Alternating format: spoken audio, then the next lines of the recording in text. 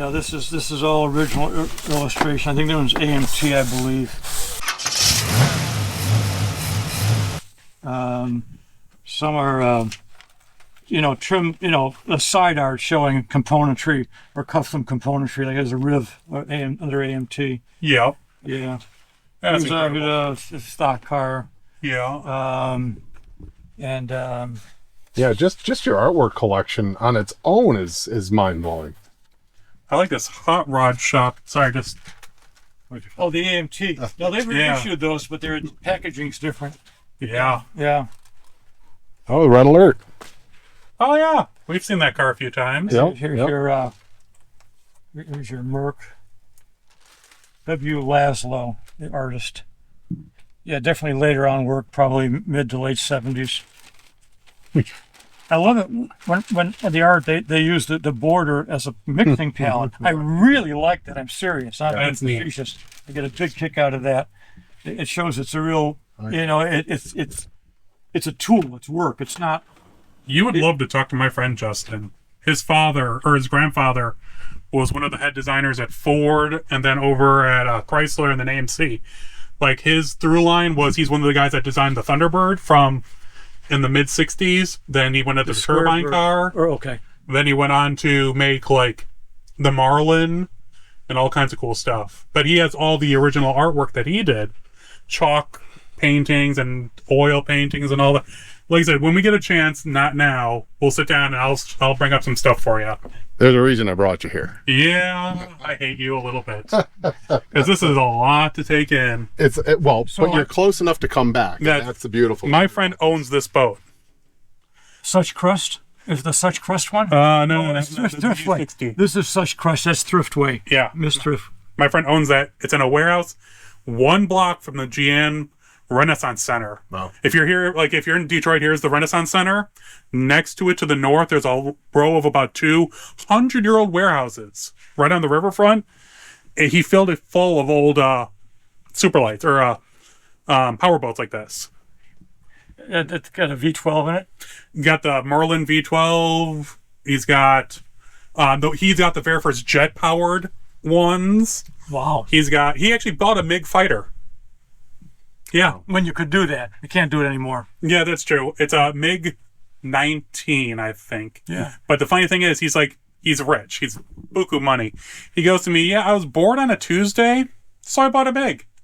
And I'm like, doesn't everyone? Legit, that's what... I wrote that down because I thought that was the funniest thing. So, this kind of a smattering of stuff here. Toy boats, art boat motors, some larger scale, mostly European cars, some Schuko, and there's some Tatras there, and Schuko boat car, blah, blah, blah. No, that's all. The C111? The orange car? Yes. The C111? Yeah. I think so. And this is an interesting French car. It's aluminum body that's been I think it's been anodized blue. I could be wrong. Maybe it's candy apple blue over a silver base. Maybe. Le Sabre. Futura. Some of these are prototypes from model companies. 2 of these are gas-powered plastic. Older, larger gas-powered. What are the gas-powered ones that they do them in a circle? They're on a line. Fox. But planes are cars. Yeah, but they had something else. There was another name to them, like zipper. I mean, it's like some cars or planes. Cars. Okay. I know I'm blanking on the name too. Yeah, most of these have the yoke that comes out the side of the car. That's what I was just thinking. Like tether cars. Tether cars. Thank you. Yeah. Tether cars. 2-syllable words get me every time. I'm there with you. But you still win concentration, so there you go. Yeah. And memory. And memory. So just one quick thing here. So Schwinn building blueprints. Right. Oh, jeez.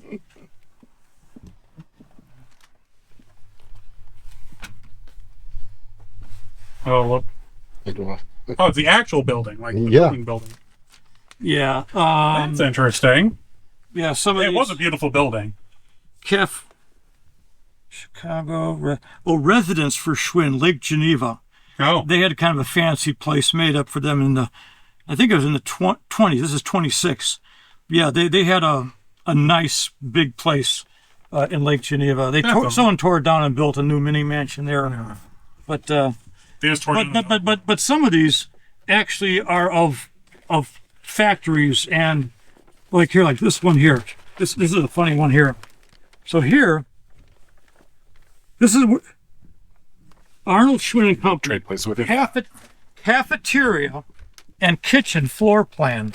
Oh, Okay, coffee urn, steam table, rail, washing counter, garbage pail, wooden workbench, and tables. You know, and some are of actually, Wow. you know, buildings like, you know, manufacturing buildings. So this, I'm just close this now. Okay. So most of what this is mostly like Schwinn tanks, right? Like the horn tank, Really? 1-to-1 scale. Now these aren't blueprints. These are original drafting work. This is the original draft, and this is pre-war. This is 1940, and here's like the little bracket that attaches it to the top tube.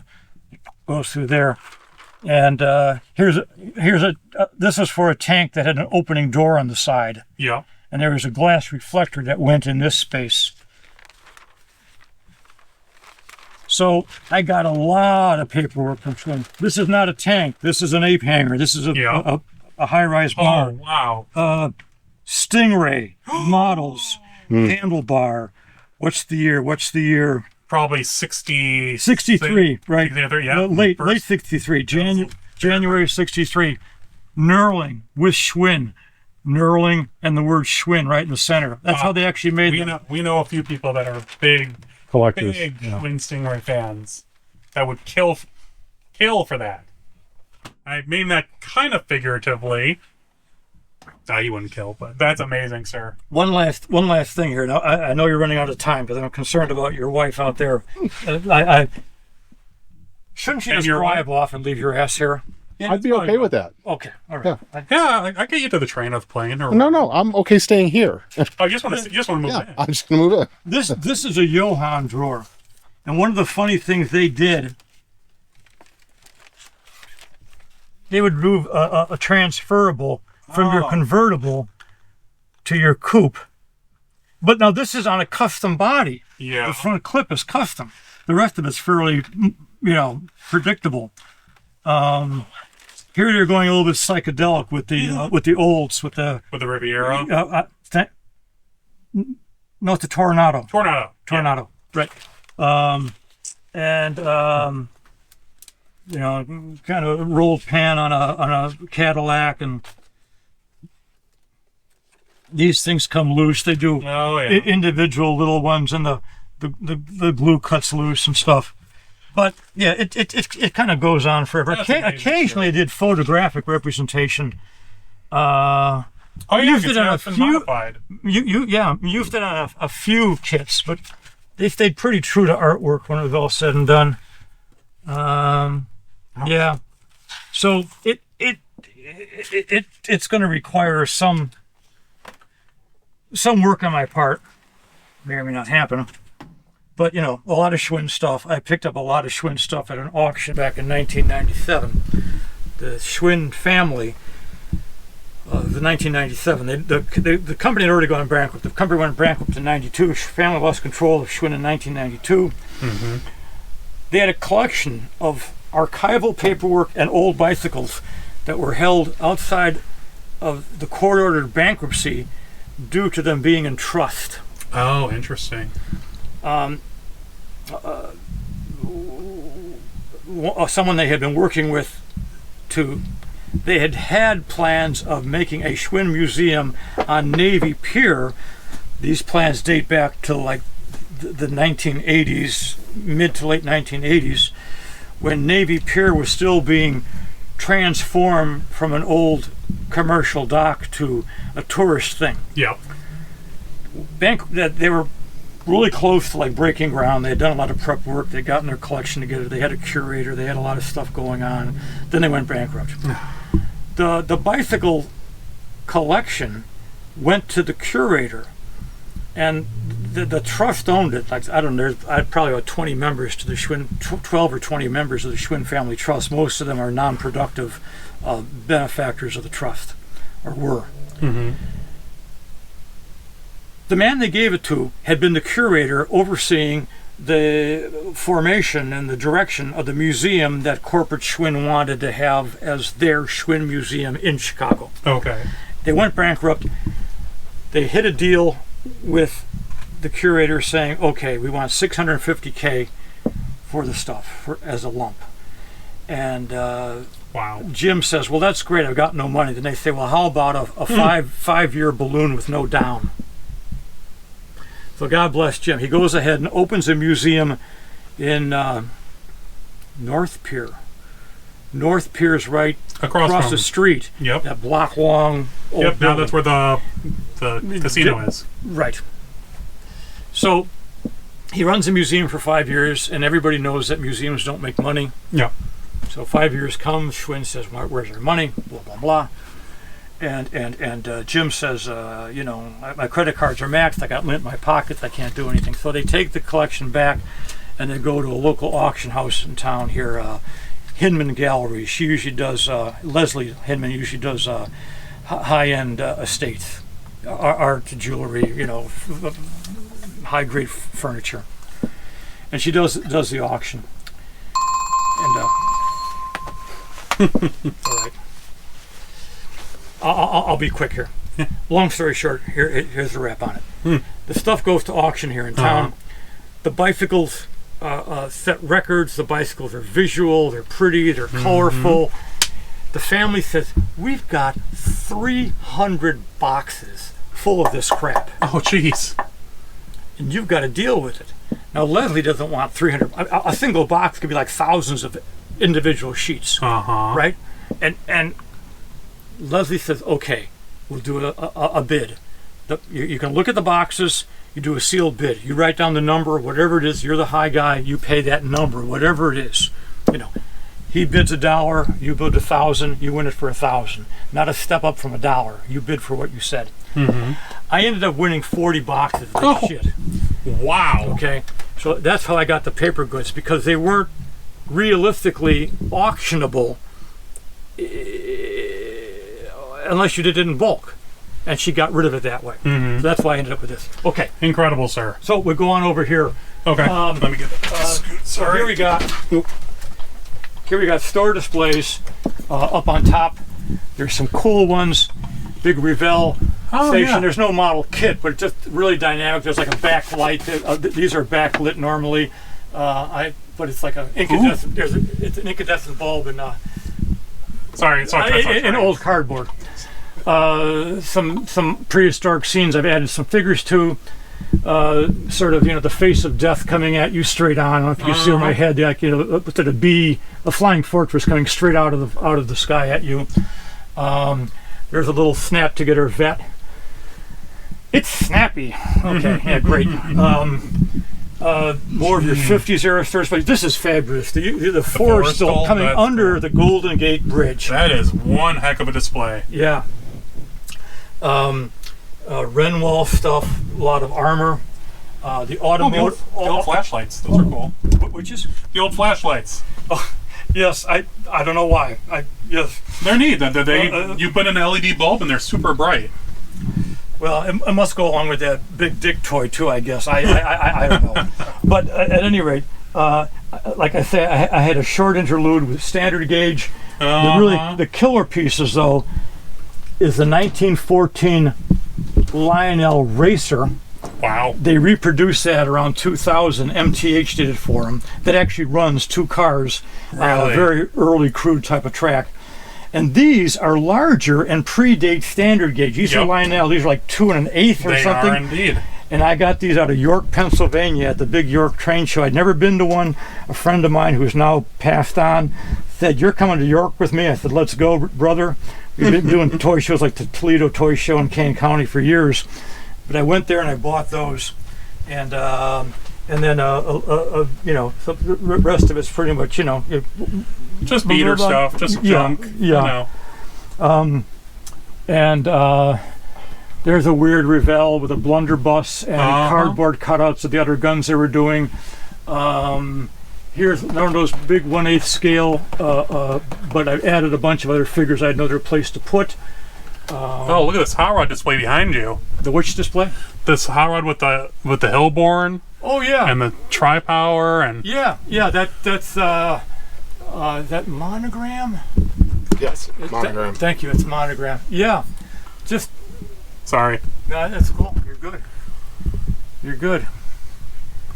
That is so neat. And look how, I mean, it literally even has the ribbing and it says Hillborn in it. Yeah, but when people were grateful that you were getting free advertising for the product you're trying to make your living with. Yeah. Look at these ones. Early wood and cardboard store displays. A smattering of early acetate plastic, but vacuum form wood with internal ribbing, cardboard painted store display. And this is even cruder. Here's a block of wood, Johnny. Make yourself a race car. You know. That's what we use for Pinewood Derby for Boy Scouts. Yep. Right, and that has the hole up the tail for that. A jet-powered race car. They were expected to put at least a CO2 in there, if not a JetX. Yep. Yes. ST's rocket engine. And I was just looking at this. I'm gonna send it. That's a neat display, too. this is a merchandiser. Yeah. And here's the whole Magilla. Yeah. Gravity gift feed. set kind of thing. This is a cool store That is a display. very neat. Yes. Yeah, I think there's a banner that goes up that's probably fallen behind on top. Yeah. But yeah, that's the funny car garage. Another half a car. Another half a car. Yes, another half a car. Like I said, I'll have to come back with my good flashlights and. I think what you're going to need to do is you're going to need to come back. You need to edit this out. You're going to do one episode on trains, one episode on bikes. Yeah. Well, I think I'm going to go room by room. Yeah. Look at this. It's a whole funny car garage. I have a lot of artwork from that too, by the way. Oh, do you? Which I haven't put on the wall yet because I Ran out of wall. forgot I had it. Oh, man. Okay, I'm going to turn this off because just get it ready. You know what? You don't need to cut. Action. I know. I'm an amateur. All right, go ahead. Brian, thanks for making the long haul here, and your wife's been really understanding. She's wonderful. Thank you. But you came here for a slot car set. You're right. And I did. And I've got it right over here, and I want you to check it out. I totally See forgot. if it's what you hoped it would be. Oh my goodness. Oh my goodness. That's much bigger than I thought. It's really quite hefty too, actually. Wow. And this is an Italian set, Italian slotless 1/24th scale slot car set of about the late 1960s. And this is one piece of track. There are no slots. There are all these contacts. And a car. Let's take that one. I think The Ford. mentioned to you on the phone what excited me was Ford versus Ferrari. Here's your Ford. And here's your here's your rotund little Ford here. And it has 4 individual contacts, and I've never set this up, but somehow you have control of steering, and I would imagine throttle too, but I've never set one up, and it is a slotless set that you can control the drive and the steering on both. It's not running up against railings or anything. I wonder if 2 of them are almost like your power pickups, and then somehow the other 2 can steer it. Yeah, it'll pull it one direction or the other. It would have to make sense. I believe that. I believe that would be the way. And there is some minimalist instructions on it, but All in Italian. It's actually in English. Oh, good. Yeah, Is it in English? it is. An Italian set in English. But look at the plug. They've actually put an American market plug on it. So I think they were thinking on this one. So from what I can tell, I believe that's an American plug. Yeah, no, although it's got this Italian style. Look how long and slender the plug is. It's like a designer plug, for Christ's sake. Oh, jeez. I don't know if it's safe or not, That's but whatever. interesting. Wow. That's just the cherry on top of the cake. I'll I'll come back. Definitely gonna come back. Yeah, I need to come back here too. This has been an incredible experience. I wish I knew what year this was built, because, to me it clearly, harkens to the Ford versus Ferrari rivalry that was taking place at Le Mans, and that's what attracted me to this set, Mark. I'm thinking that this company decided that they were going to capitalize on it as well. So if you can't find it online, I have a friend I can ask. They can probably put a very good guess to the year of manufacture on it. Awesome. Okay. Yeah, I've got a friend, Bernard, down in Texas. I can ask about the year on this. But yeah, no problem. If you, is it okay? You okay? Oh my goodness! Yeah, it's better than expected, and absolutely incredible. What a piece of my childhood coming back. Did you have one of these? No. Oh, okay. But I always wanted one. Isn't that what it's always about? It is indeed. Well, congratulations, Brian, on buying a beautiful set. Well, thank you. And Mark, the whole safari has been the height of the day, Mark. Yes, thank you so much, Mark. That. Thank you. And remember, everyone. Yeah, Mark. Thank you, sir. Appreciate it. Thank you, Ryan. Thank you. Oh, thank you. And remember, everyone, it's not hoarding if your stuff is cool. That's true. That's true. Hey, automotive adventurers. I hope you enjoyed that second part to Mark's incredible toy and model collection. And I'm happy to see that there's so many people that are interested in his stuff and all the neat stuff that he has squirreled away. I know he has definitely enjoyed it, and I'll hopefully do a follow-up with him here soon, because the video I shot was from 2 years ago, and just because of the way the scheduling worked out, it came out now. But I'll hopefully have one here shortly, and I'll keep you guys up to date on my social media when I'm over there, because he only lives about half an hour, 45 minutes from where I live. And so I can put over there as soon as the weather gets nice. We're supposed to get snow here in Chicago tomorrow. And it's, what is it on? Today is April 6th. So tomorrow the 7th, there's supposed to be snow. So great. But today I got to have a nice day with my friend out in Naperville. And over last week, with even the crazy weather, we had some horrible storms come through on Wednesday. Thursday, I filmed a feature piece with WGN Channel 9 News that will be airing April 10th and 11th. They'll start April 10th at the 4 o'clock news, and then it'll be on the 4 o'clock, the 6 o'clock, the 9 o'clock, and then the next day it will be on the 4 and 6 a.m. news. And then also on News Nation, but I don't get News Nation, and they didn't know when it was going to air. But I'm going to do a little behind-the-scenes video next week on all that, which was really nice. Erin McElroy from the channel came out to Mopar City in Oregon, Illinois, and her and I walked around and we talked, and they interviewed me, and it was really a lot of fun. You'll see all that this week and next week. So if you have any comments or questions, of course, you can let me know. I have a lot more adventures coming up here. I got junkyards, I got barn finds, I got hidden gems, a little bit of everything. And it's just into April. Can't wait to show you what's coming up here in May, June, and July.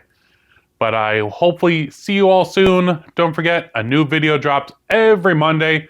So hopefully see you then. Stay safe.